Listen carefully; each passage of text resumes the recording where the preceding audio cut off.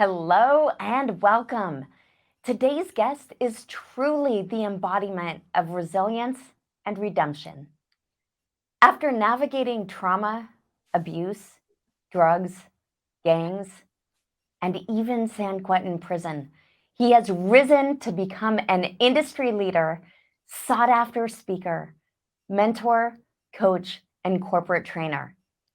He studied behavioral psychology at Stanford University, is a certified mental health training and intervention coach, and is the author of the book, Heal the Boy and the Man Will Appear.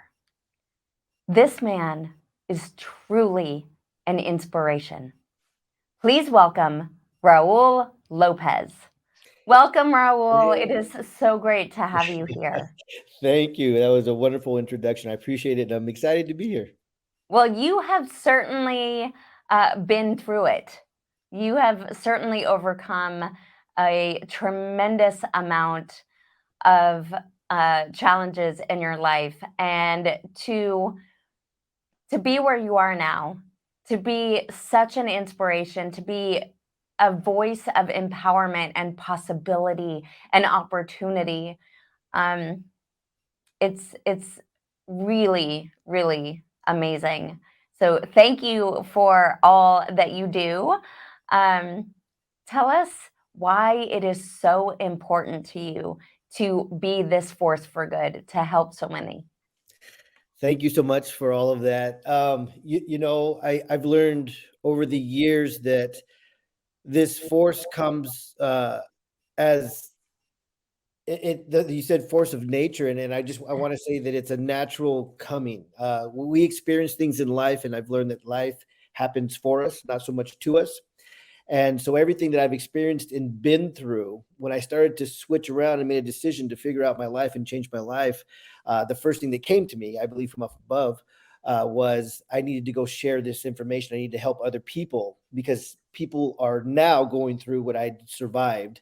So it's just I'm passionate about going out and helping people understand some of the things that I didn't understand and learn some of these things and come to the next level themselves. And honestly, to encourage them to go out and do the same thing that I do, help other people. Yeah, absolutely. So take us back to some of those pivotal moments, some of those things that happened for you, Mhm. not to you, that actually have shaped you to be the person that you are, and to have this mission and this message. Sure. The primary going all the way back. I go to all the way back, and it's what my book is about. Heal the boy, and the man will appear. Is childhood trauma. So at the age of 7, I was torn apart from my father, who I was very close with. I was basically kidnapped from him by my mother. Uh, we had our family, my mother, my father, I had a couple of siblings. My mother came to the marriage with 2 kids, and my father came with one, and then together they had me. And we had this his and hers family together, and we had a great time. And one day my mother came home and she said, "Son, let's go for a ride." And she put me on a plane and took me to Alaska from California. At the age of 7, I got to Alaska. It was exciting. I was on an airplane for a while. Got to Alaska. I was in the snow. That was fun. And then I asked, "Where's my dad? Where's my daddy?" And she said, "Don't worry about your daddy. You're not going to see him again." And it was an instant shift that I didn't understand at the time, but it changed my entire life. So looking back, some of these things I'm going to tell you, I learned looking back. That was childhood trauma. That was a trauma for me. There was a lot of different emotions that kids don't understand. There was pain, there was confusion, there was sadness, there was heartbreak. There's just all these emotions going through this little 7-year-old body who prior to that day only knew happiness, joy, and fun. That's what kids are, their love, their light, their joy, and they play and have fun every day, and the world is theirs. But my childhood ended that day. And I started going through depressions and anxieties and just living in this fog. And it just led me on this wild path for the next, from 7 until I was about 24 years old. And so what happened from that age of 7 is by 9, I was already on drugs. At the age of 13, I conceived my first child. And then at the age of 14, I got incarcerated. from the age of 14 to the age of 24, I spent the majority of those 10 years in some type of a facility, getting out of San Quentin prison when I was 24 years old. During those times of all that wildness, living in a fog, not understanding why I was feeling the way I was feeling, acting the way I was acting, or doing the things that I was doing, I got myself in a lot of trouble. I had those questions. Why do I feel this way? Why do I act this way? Why do I do these things? During my time in San Quentin prison, there were those questions, and I decided that there had to be more than life. And I made a decision to change, and I started seeking more. When I got out of prison, I moved from the area that I lived in, and I started going to college. Um, and I discovered psychology 101. Psychology 101 answers those three questions that I just gave you. And it changed my life. I saw the answer to these questions. If you've experienced this in your life, you might do this. If you've done this in your life, you might act like that. And it literally answered those three questions. So I went on this journey of trying to figure out or learn more about me, myself, the mind, the body, the spirit. So as I went on this journey, I discovered so many psychological, how do I say it? I discovered that our mind is psychological. Obviously, our body is biological. So what we think, what we eat, our experiences in life, it all creates the life that we have. When I discovered those things, like I had said earlier, the first thing I felt I needed to do was to go back and help kids that were incarcerated, because I didn't want them to end up where I had ended up.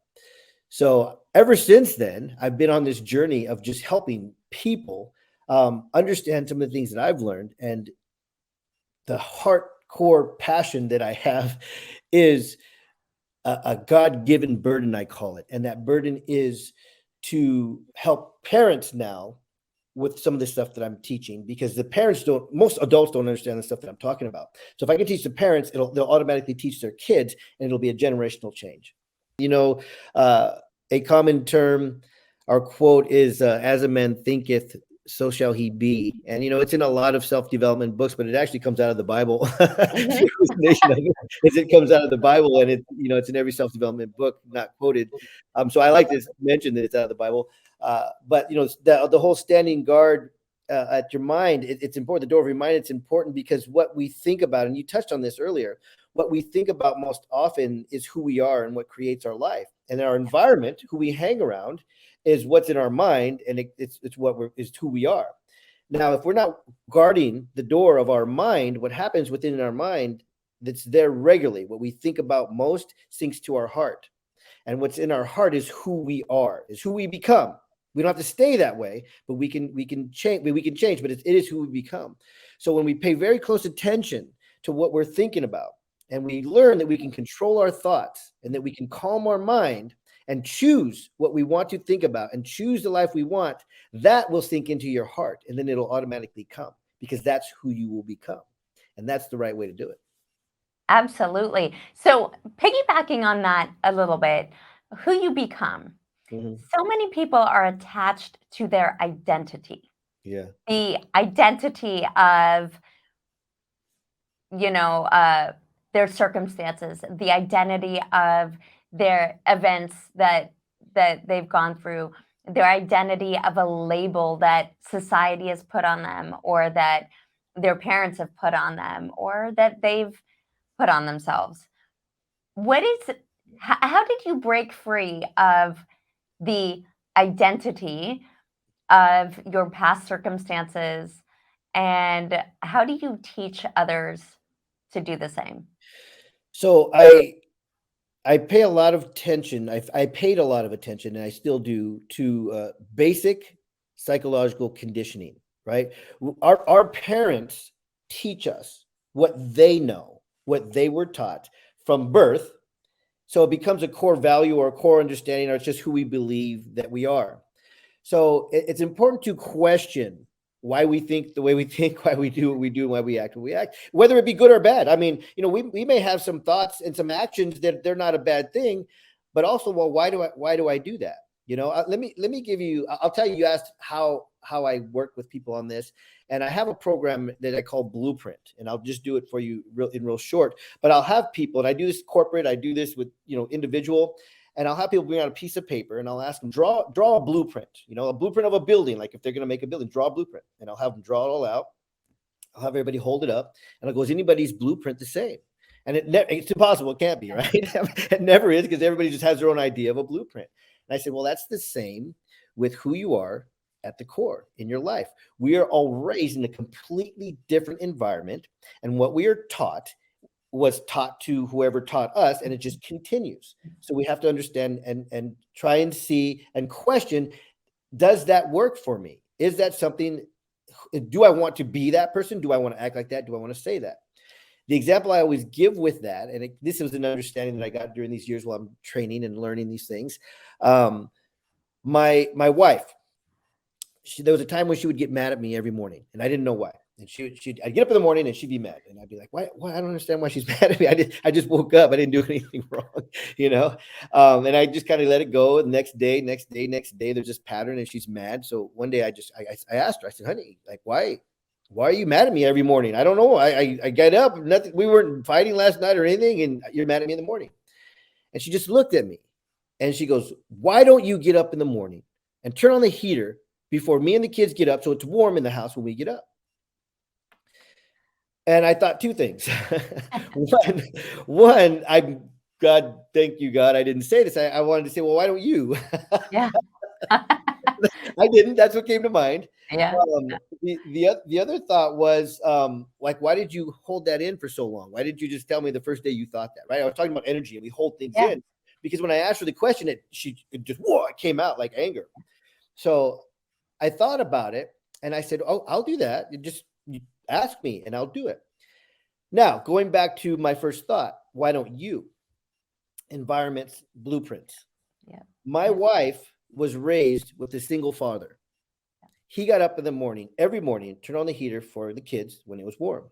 I was raised with a single mother. My mother got up every morning, turned on the heater for the kids. Nothing right or wrong. Those were our environments. Her core is the man gets up and turns on the heater. My core is the woman gets up and turns on the heater, right? Yeah. So again, not right or wrong, just who we are, our blueprints for life, one thing in our blueprints for life. So all I really had to do was look at her blueprint per se and go, oh, her father turned on the heater for her every morning. I can do that. So I did it, right? Now, if people understood basic understanding of a blueprint like that with other people in general, your communication, your work, your relationships, everything will be so much better, because it's not about being right or wrong. It's about understanding where the other person came from and how they were raised and who their environments are.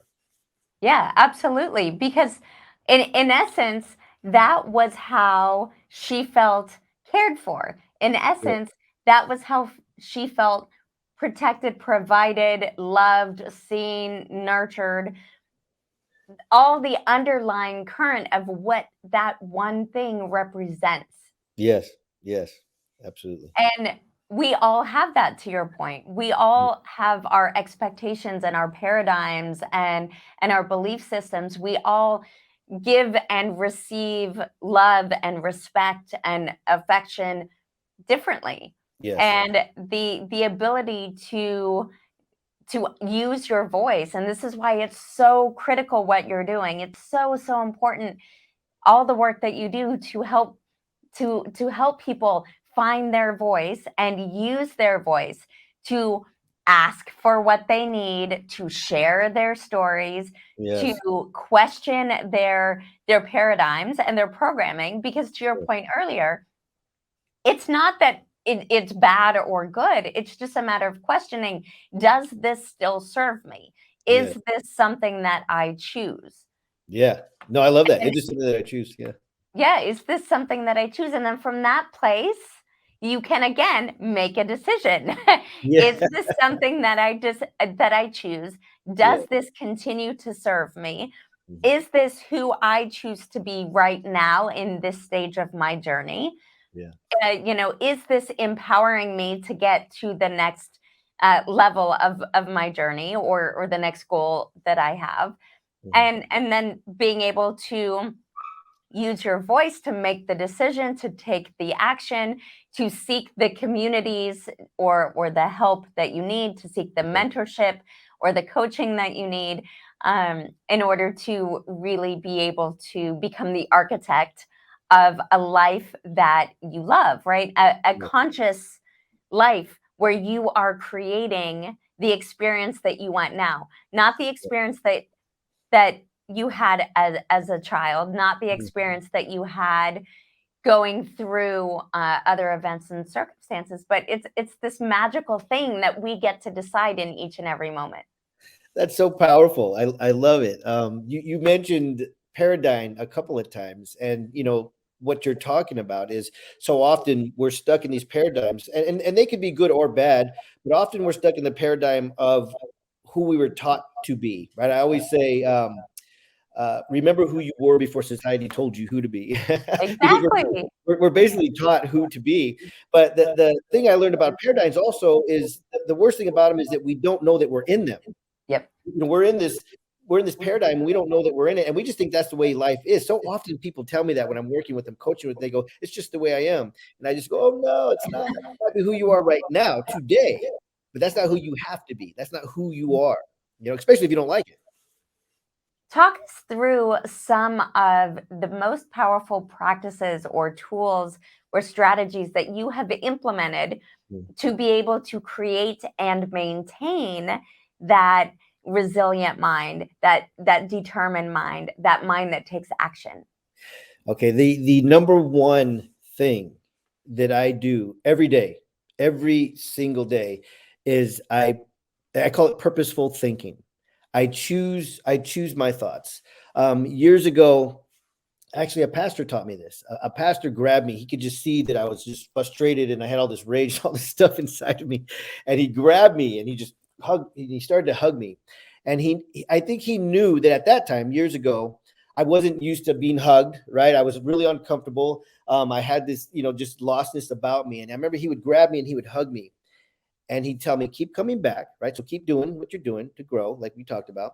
And then he said, learn to quiet your mind. That's what he said that shifted me. He goes, learn to quiet your mind and soak in prayer. And what that has developed for me is it took me 2 years to actually understand that my mind running like this, I have the control.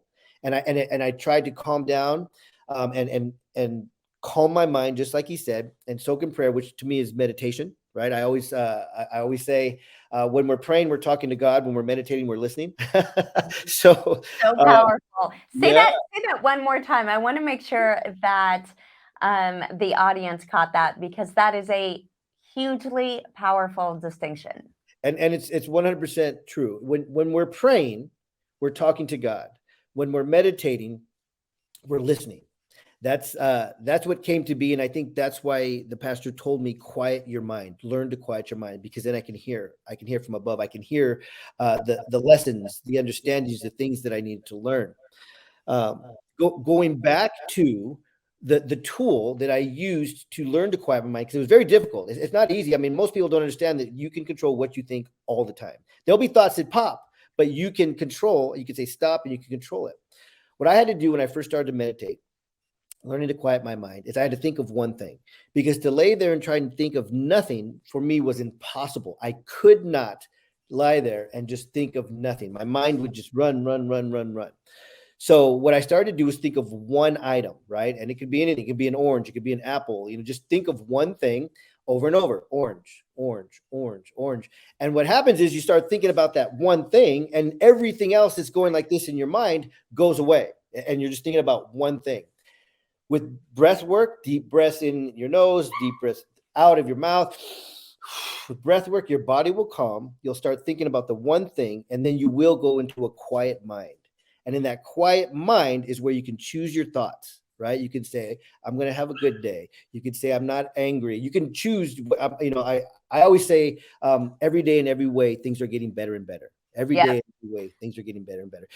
Depending on your circumstances, you can talk and speak and think what you want to do. So, like I said, I do that every day. So as soon as I wake up, as soon as I'm conscious, before I even open my eyes, my mind will start to run. What did I not do yesterday that I should have? What do I need to do today? I instantly stop. I picture a red stop sign, stop. What am I grateful for? What do I want? Yes. I start to choose my thoughts. The next thing I know, I mean, again, I do this every day. I can remember this morning, I'm laying in bed, and the next thing I know, I'm laying there with a big smile on my face, just in this calm, peace state. and then I get out of bed in a calm, peace state. I do not pick up my phone. I do not pick up my phone for at least an hour. I get up, I drink a room temperature glass of water. If I have some lemon, I'll shoot some lemon in there. I'll drink it, and I'll move. I'll walk around, right? Even if I do the dishes in the morning, or I'll find something to do, I'll walk around in the morning for about half an hour or so. I started my day in this great gratefulness, happy, choosing my thoughts. I got some water. I'm walking around. My metabolism is moving, and it's the start of my day. It creates an amazing day. That's the main tool that I use on a daily basis. That's so powerful because you are designing your day. You're not just waking up and reacting, Yes. right? Which is essentially what happens if your eyes open and you grabbed your phone. Mm-hmm. You'll Yeah. instantly see the million emails that have come Yeah. in overnight, all the fires that you need to put out. And from that point, you're instantly in reaction mode. You're Yes. you're behind the eight ball and it feels overwhelming and it can snowball. So I love the fact your eyes open, you practice gratitude, you are intentional Mm-hmm. about directing your thoughts and directing your emotions, Yes. because the amazing thing about gratitude is it's not only a thought, it's an emotion as well, Mm-hmm. because when you Yeah. think about what you're grateful for, there's a biochemical Yes. response that happens, so your physiology actually changes. Yeah. So you feel grateful. Yes. It's amazing. And then I love the fact that you move into hydration. Our Mm-hmm. body is primarily water. Yes. And so hydrating is going to allow you to make better decisions. It's going to allow you to have more clarity. It's going to allow you to set your metabolism up Mm-hmm. for success. And then I love that you move into movement, Yeah. right? Again, you're starting essentially activating your physiology. And then Yes. from that point, you are the master of your ship for the Mm-hmm. day. It's a Yep. lot harder to get knocked off course, right? Yep. It's a lot harder to get knocked off of that emotional stability Mm-hmm. when your physiology is aligned with that. Perfect. I love it. I mean, when you talk and you're explaining, I mean, it gets me excited because you understand these things, and we can pass these messages on, and people can hear them and understand them and practice them. Right? Make a decision to practice them. Things will change. Things will definitely change. And because we've both experienced these things and we've done the work, it sounds like it's just simple. It does take work. So I encourage people to do the work. Don't think that one day you're going to wake up and go, oh, happy thoughts, and everything's going to be perfect. You're probably going to wake up, if you've never done this, and try and think happy thoughts, and the negative stuff you're usually thinking about is going to just overwhelm it, right? And, Yeah. and maybe on another call sometime we can get into the neurology of all of that. But that's the uncomfortable, right? It's neurons. It's taking the path of least resistance. There's a lot going on up here, right? So when you try to change, or when you are changing, you're going to feel uncomfortable a lot of times. And you may not even know what's going on. You might go, I don't know what's going on, but I just feel weird. It's internal. Things are happening. Things are shifting. And that's the good part. When things start to shift and you're uncomfortable, that means you're changing. So it's a Yeah. good thing. I'm a big fan of the sticky note. To your point, it is a practice. Yeah. It's a habit that you're building. It's a muscle that you're conditioning. Yeah. It's not just innate. None of us came out of the womb knowing, oh, my eyes are going to open. I'm going to do a gratitude practice. I'm going to hydrate. I'm going to move my body. I'm going to intentionally design my day. I'm not going to pick up my phone. I'm going to create whatever that morning routine is that sets me up for success. Yeah. We're not just born knowing that. No. It is a practice, it is a muscle we develop and a habit we create day after day after day. So for me, the number one most helpful thing was the sticky note. I would put sticky notes all over the place to remind me Yeah.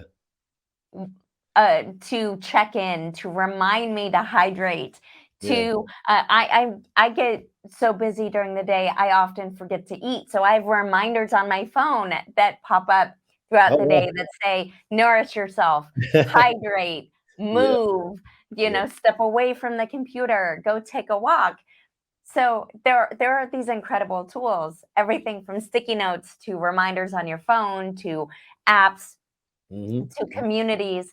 But I love the reminder. Thank you for the reminder that this is a practice that you will develop and that it will seem often foreign. Yes. So let's expand on that a little bit. Let's touch on, say, imposter syndrome, or you mentioned those negative thoughts that might creep in and feel a little bit overwhelming. That Mm. when we're trying to shift that paradigm, they Yeah. go, BS.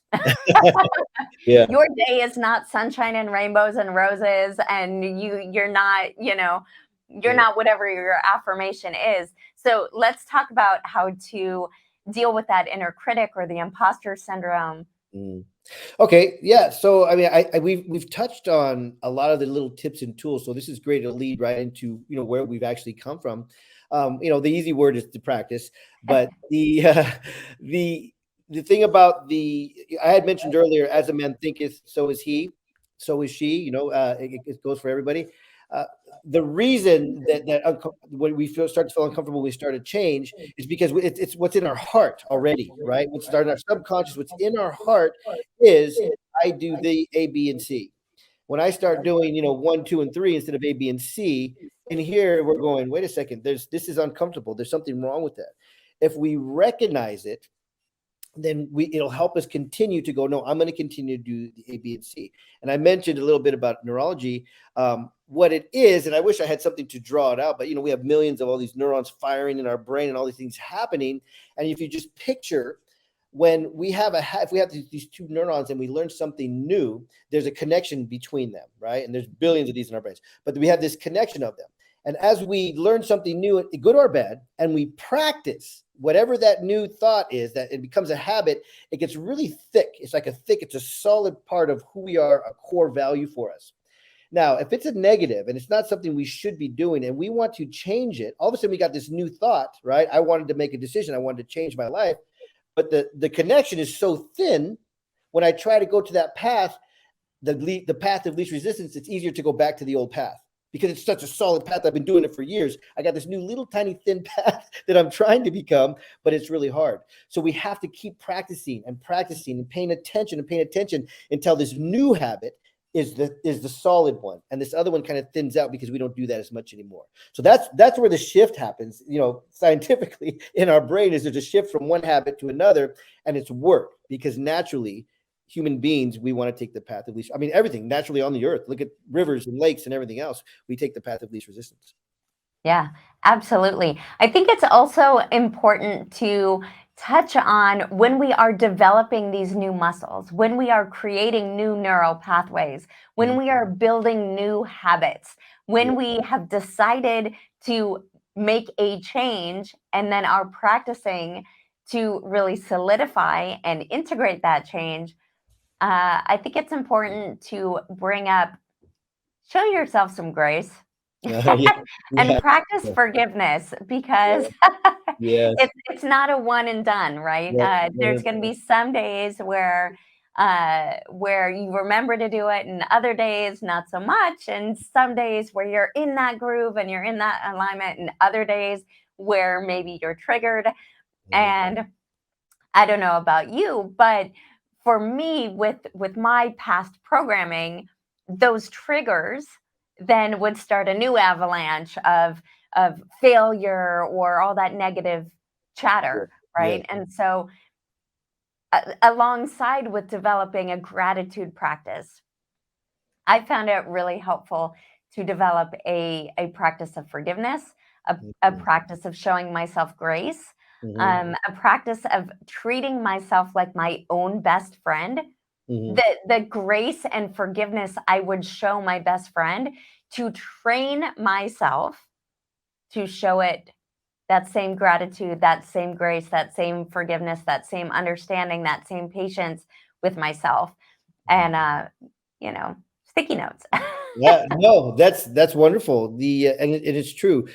We're harder on ourselves than we are on other people. Sometimes uh, I've heard somebody say once. They said, we will protect our friends, against some of the things that we do to ourselves. Like if we Absolutely. saw somebody saying or doing something to our friend, we'd be like, you can't do that, but we do it to ourselves. So absolutely practice forgiveness. And I want to touch on what you said. I had mentioned that I do this practice, my morning routine every morning. It's because we have to, right? Things don't go away. We do have to continue the work. It's ongoing. If I did, even though it took me a couple of years to practice and get to a state where I knew how to quiet my mind, it doesn't mean I'm done. Okay, great. I know how to do it. I'm not going to do it anymore. It's a tool, like a tool you have in your garage. It's a tool, and we have to use these tools. It's not one and done, like you said. It's not like we heal and it's gone forever. It's we understand, right? We accept, right? That whole thing. And we go, okay, now I have these tools. And that's what we're passionate about giving out right now here on this show. We're giving out these tools to utilize them over and over and over again, right? You don't go to the gym one time. Right? You can't go to the gym one time and be like, yeah, I'm in great shape. You got to go to the gym on a regular basis all the time. It's the same thing mentally. It's the same thing emotionally. Absolutely. So, I want to shift to an ancillary piece of this puzzle that I think is so important for people. So we've talked about ways uh, to shift your mind. We've talked about ways to really create a life that you love.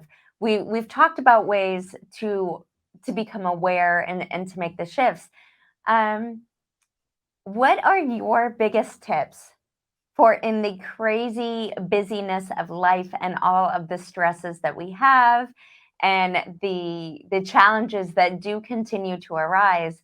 Mm. What are your best practices for self-care, for filling your own cup so that you're able to continue on?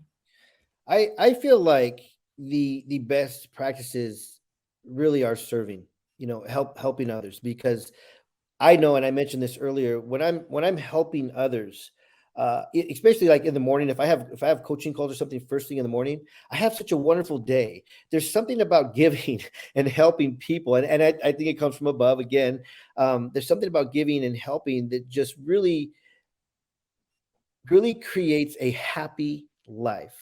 When we really pay attention to what makes us happy, it's usually serving others in some form, in some way, right? We always want to help. We want for people to feel better. We want other people to have fun and have great things. And then you talked about us being, what about me though? We have to take care of ourselves too. We have to have self-care, self-love. I think self-love is helping others, and then it's given back to us, right? Spiritually, it's given back to us. So I really enjoy answering your question. I enjoy just helping others, and I think that helps me quite a bit. The morning routine I talked about is a tool. It helps a lot. Um, I do know that sometimes, like I do live in-person events. I'll be so busy with those events the 3 months prior to the event, I may not get up and do my morning routine. I may not have, one-on-one coaching calls with people ready, are set up for those 90 days because I have so much going on. So if I start to fall during those times, I always make sure that I do have a coach, somebody to call that I can just say, hey, here's where I'm at, here's what's going on, and get some uplifting words. So as much as I like to give, I also hire the right people to come and help me and lift me when I need it. I have to recognize, right? We pay attention and we recognize when we start to fall. And we can fall. For many years, I would fall and I would stay in that just darkness for so long. And then as I started to use these tools that we're talking about, and I started to realize that people who have been where I'm at right now and are past it can help me get past it, then it started to shrink. Instead of being down in this darkness forever, I'm just down in this darkness shorter. Because as soon as I recognize it, I can reach out and I can get help. Absolutely. So it goes back also to the awareness, Mm-hmm. to building the community. I love that you said reach out for help. Yeah. Yeah. There's so many times where people can feel alone, Mm-hmm. particularly since the pandemic, Yeah. particularly where there were long periods of isolation, long periods where people were quarantining at home, that first 18 months in particular. Yes. And so, it's really no surprise the rise in prevalence of depression and the increasing suicide rates and all the different mental health struggles that have really been intensified by these long periods of isolation Yeah. and feeling like you're alone. So I think it's really, really important, the point that you made, to surround yourself with the right people, right? Mhm. If you don't have the money to hire a coach, that's Yeah. okay. There's a lot of free communities, there's a lot of free resources out there, but Mhm. find the communities that align with you Mhm. and then reach out for help. At Yeah. the first sign of a dip, reach out, ask for what you need, know that you are never alone. I mean, Mhm. we've spent so much of this time talking about the fact that you matter, Yes. Yes. that you have a story and that someone needs to hear it. So, if you do find yourself struggling, whether that's uh, with mental health or in any other aspect of life, know that you're not alone. We're all Yeah. on this human journey. We're all divine beings having a human experience, Yes. and you matter. Your voice matters. Your experiences matter, and someone in the world needs you. So Mhm. find someone that can support you and reach out to Yeah, them. absolutely. No, you said it. Self-awareness is key. Understanding when we start to fall. I do know from experience, and I meet a lot of people that they fall and they don't realize it until 2 or 3 weeks go by, and they go, "Man, I've been just in this hole for weeks. I feel like I'm not even here." So being aware that when it starts, and I'll tell you this, and this is me personally, and I think it's anybody who's passionate about helping others, through mental health is although I'm a coach, consultant, and then I charge for a lot of my services. If I sent somebody and they're just broken, like I said, some people want to just tell me their story. They've never told it before. I just need to get this out. I just need to share their story. I'll sit with them because that the passion that we have to help people change their lives, the people who are depressed, the people who are lost and don't know what's going on in their lives, that's a God-given passion that I'll do for free as much as I can. That's why I go to juvenile hall, right? Right Yeah. now I can't because you mentioned pandemic, but as soon as it opens up again, I'll be there every week. I go every Wednesday because it's just what I want to give. So it's part of me. So when people call me, and I say this because you had mentioned people can reach out, and some people may not be able to afford, but there are people out there who will listen, and a lot of times that's just all that you need is listen. Here's how I feel. This is what's happening inside of me, and it helps a ton. So never be afraid to reach out and ask, can I talk to you, to anybody around you that you think can help you? Because I'll bet 99.999% of the time they're going to sit and listen to you. Yeah, absolutely. So, how can people find you? How can they connect with you and get into your circles? All right. Well, I have a couple of different websites. My personal branding is Raul Lopez Jr. I am a junior. Raul Lopez is a very common name. So if you key in Raul Lopez, you'll find a million different Rauls.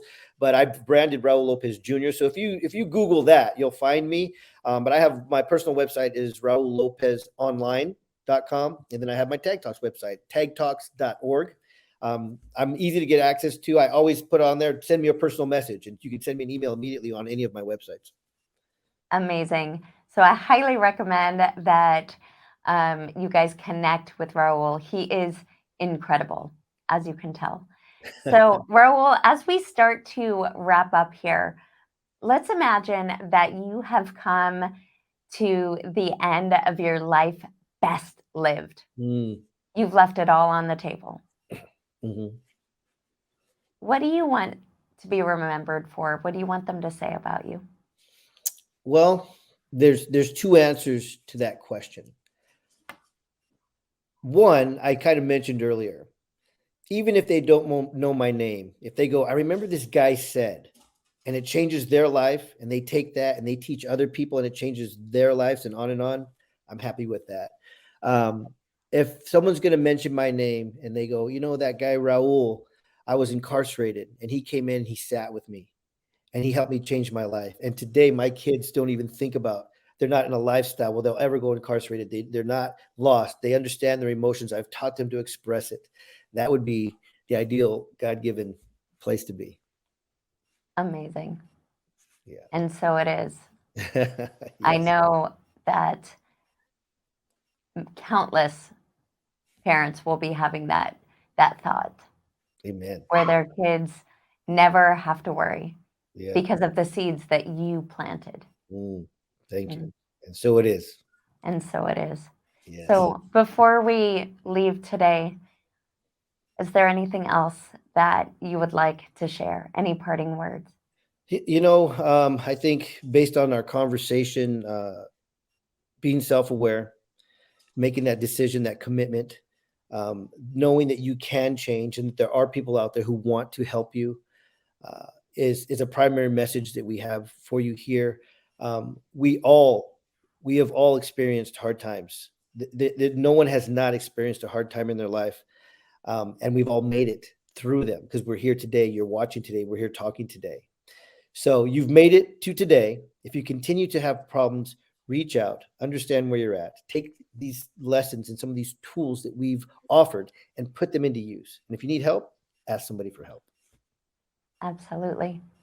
Thank you so much for being here. Again, connect with Raul, become part of his world, get into his communities. Um, it is an amazing, amazing gift. What you do, what you share, how you show up in the world. All Thank right. you. Thank you so much, Ellie. I appreciate you. Thanks so much. Thank you. Till next time. All right. Bye-bye.